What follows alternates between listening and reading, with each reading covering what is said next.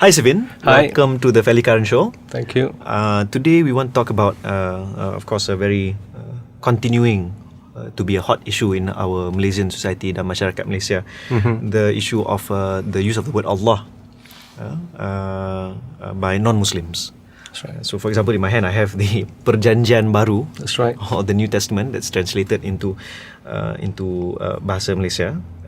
But it does say here penerbitan Christian, so That's right. we should know who it is for. But Sivin, I wanted to ask, how has the issue of the Allah High Court ruling evolved or devolved among especially the Christian community? I think for the Christian community, when we first heard of the High Court judgment, of course there were different reactions. Generally, they were very happy and all that, right? Of course, now we know that there are various reactions and responses. But so far, what has been interesting is that the concerns of the East Malaysian Christians has really been at the forefront. And even for West Malaysian Christians who were not so aware about what was going on in East Malaysia, now they are more aware about it.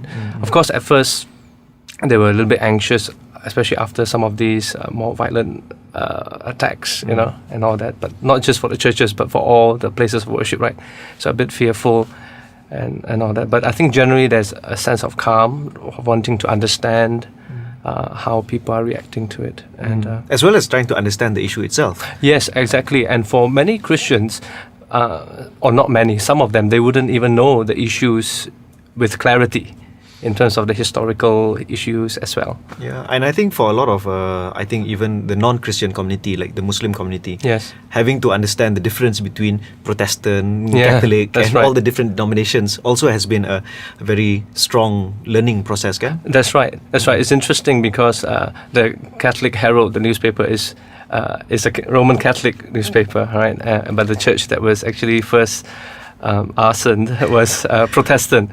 But anyway, I guess that's a subtlety that kind of missed. Ada orang macam tersalah. well, at the end of the day, we are all Christians, so I think that's besides the point. But this issue actually is not just recent about the Allah issue. It goes way back to 1982. But this particular court case relates to the ban by the Home Ministry. So there are a lot of nuances in it that probably many don't know. I want to talk about, I think, civil society response. That's right. To the issue, because as we know, immediately after the first attack on the Metro Tabernacle Yes. in Desa Melawati, a lot of people on Twitter were trying to find out apa yang berlaku ni. That's right. What is the role of Malaysian civil society in response to situations such as this, in your opinion?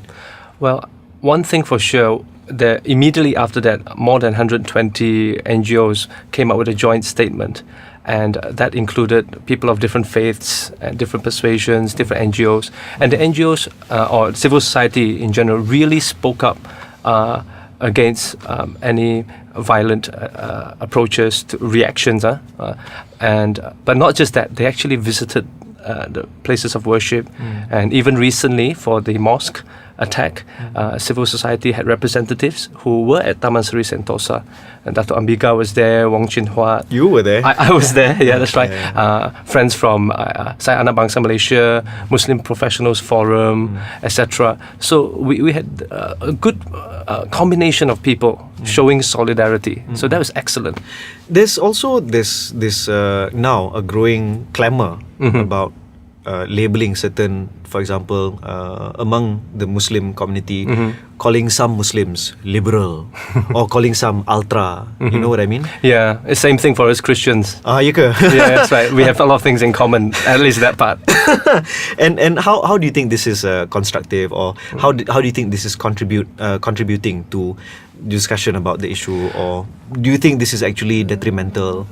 Sometimes I think usually we label someone ultra or conservative because we don't like them, right? But I think what's more important is that do we have people who are willing to listen, willing to understand, willing to talk and share stories and really understand where we're coming from.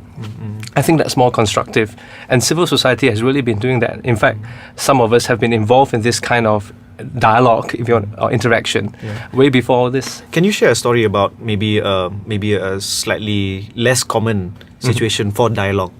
there wherein members of civil society has kind of terpaksa untuk bercerita, tentang about my faith to you, for example. Yeah, I mean, of course, before this, some of us were doing simple forums, the normal ones.